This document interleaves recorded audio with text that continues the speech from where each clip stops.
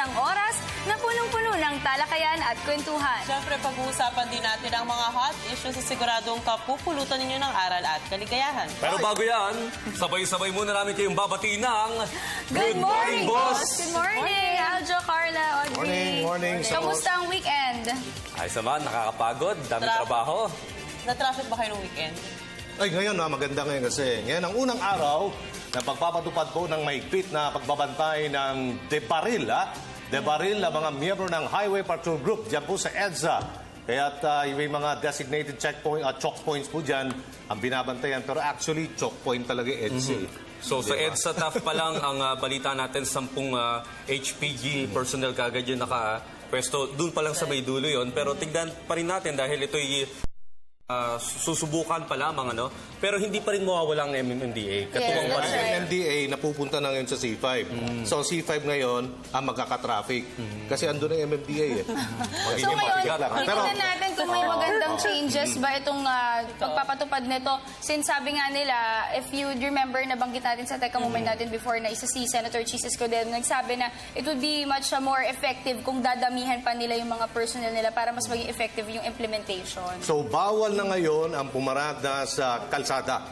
Kasi outside the commerce of men, ibig sabihin nun, ipinagbabawal talaga. Kung may bayad ang parking sa Makati, CBD, ganoon din dapat ipatupad nila outside Makati City. At bukod dyan, Aljo, nakita ko kanina, merong mga barikada na rin. Para barriers. Barriers, para hindi na basta-basta bumabalagbag yung mga bus. Yung mga vendors, itinabay na rin sa gilid talaga. Ito, ako naman gusto ko tanungin, pag HPG, sabihin pwede din nila hulihin yung mga number coding?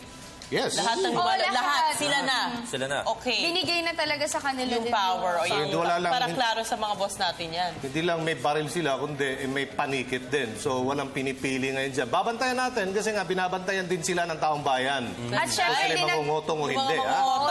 Dinagdagan din ng CCTV camera, so mas marami ng bata ngayon ang nakatingin sa kanila. Alright, pero alam mo, importante rin pag-usapan natin ngayong umaga ang mga napapanahong issues. Kaya naman, simulan na natin ang ating Teka Moment.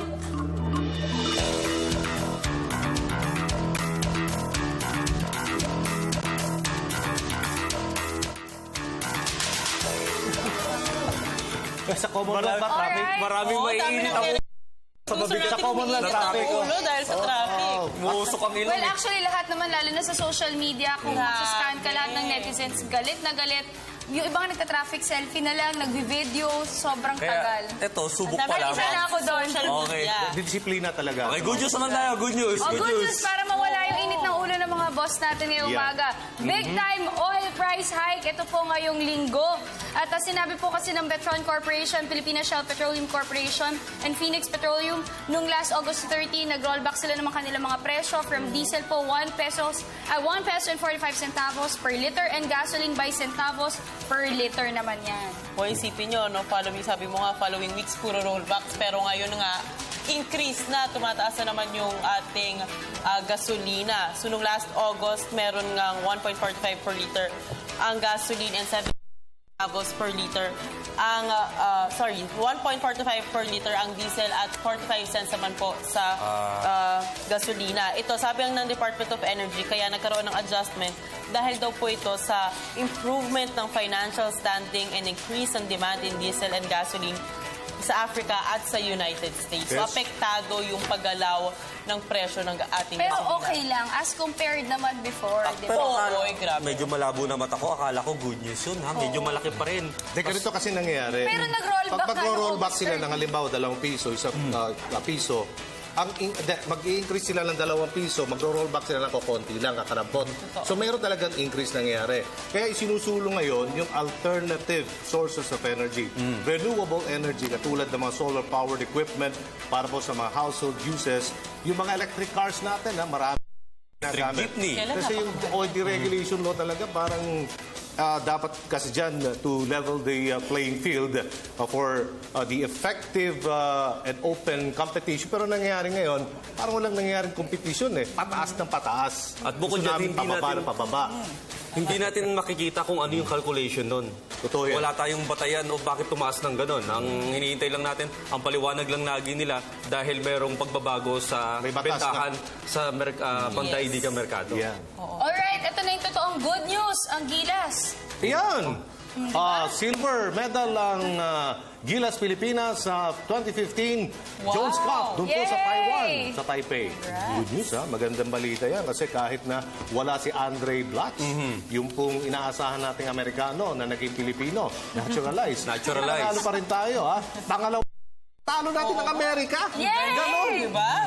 Galing. Kung hindi na natin problema ang height, kayang-kaya natin. Kung naalala nyo, noong 2012 ay tinalo rin natin sa championship ang USA. Pero ngayon talo tayo ng 2 beses against South Korea at saka sa may Iran. Pero gayon pa man, sana naman yung mga malalaking kumpanya na merong mga team sa PBA, kagaya ng San Miguel Corporation, pakawalan nila yung mga galing nilang player, kagaya ng reigning MVP na si Junmar Fajardo, dahil kailangan ng bansa natin ng big Di ba man. may injured daw si Daumar? Pero Inoperahan sa paa. ang balita, parang ayaw lang pakawalan ng ano. Hindi naniniwala. Hindi ako naniniwala. Kasi katulad nga nung sa USA din, di ba, si Paul George, pinakawalan ng Indiana Pacers. Doon siya na-disgrasya sa tune-up game ng USA. Ganun din ang kaso ni Jordan Clarkson kasi parang tune-up game to sa upcoming FIBA Asia and ang ating preparasyon para sa Olympic bid ng Pilipinas. Pero sana makapaglaro, no? Kaya, puso nga, sabi nila.